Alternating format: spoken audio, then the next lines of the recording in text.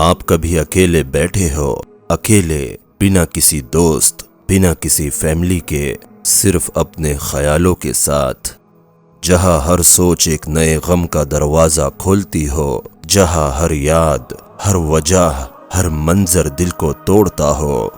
تم ہر رات یہ سوچتے ہو، کیا میں واقعی اس دنیا میں کسی کا ہوں یا بس ایک مسافر ہو جسے کسی نے کبھی سمجھا ہی نہیں۔